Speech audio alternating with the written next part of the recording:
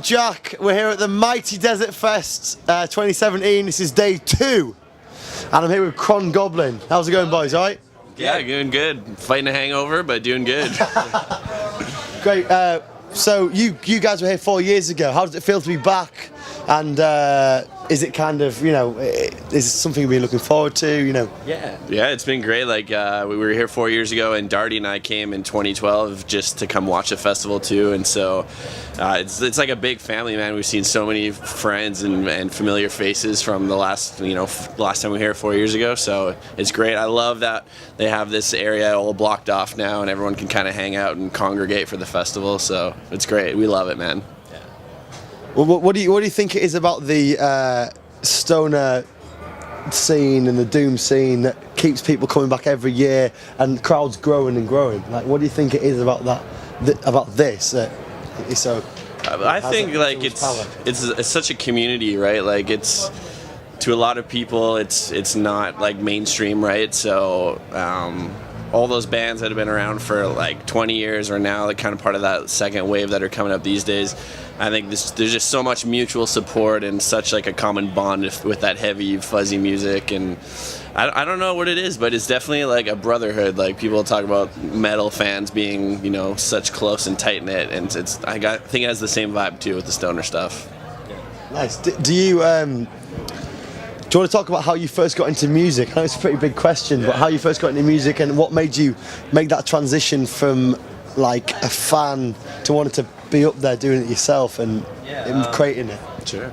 Like for myself, I got in music just in school, like in grade school, and then followed it all the way and played in bands and stuff, and then went into college and tried to do a little music there, and then met these guys in university, and we all kind of had the same tastes and just like same party antics and everything, and then it just kind of came together naturally. One day they said, "Why don't you step up and sing?" when they were in the basement jamming, and from there it's just been 8 years later. Yeah, 8 years later. But I mean, we've always been music fans, whole life since we were little, like always listening to music, always loving it. So it just kind of makes sense to want to try it and go for it. Yeah. It's been a big part of my family too. Like my mom is a drummer. She plays steel drums in like calypso music, Caribbean kind of stuff, and lots of like African drumming. So she's always been really supportive. And for me, it just started in high school, like teaching yourself guitar tabs online from bands you listen to, and buying your first guitar, and then your third and fourth and fifth, and just going from there.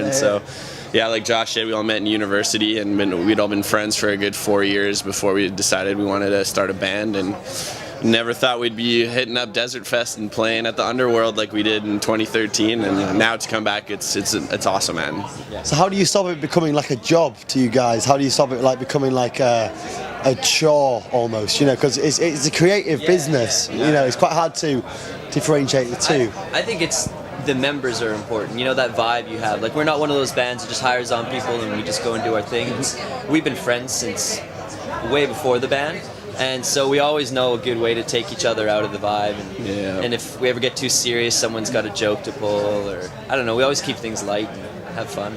I think never take it too serious. As much like business and back end work there is to running a band, I think it's ultimately about the music and just jamming. So, whether we're in the basement writing new tunes or rehearsing or on stage here at Desertfest, for us we just love playing, and so we try to always come back to that, whether when things get stressful or super busy or tour logistics to get overwhelming, just bring it back to the live tunes and live music, and we're good buds and love hanging out with each other too, so we're lucky that way. Right. So can you describe the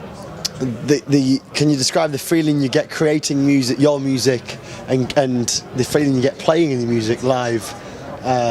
Can you describe that for us? I don't know. I would say it's like a drug, I guess. It's like an endorphin rush. Like, I mean, especially when you play a good live show in front of a great crowd, it's like you can't go to sleep after that. You're just high, you're just feeding off of everyone's energy, and I would say it's just a big endorphin rush for me. Oh yeah.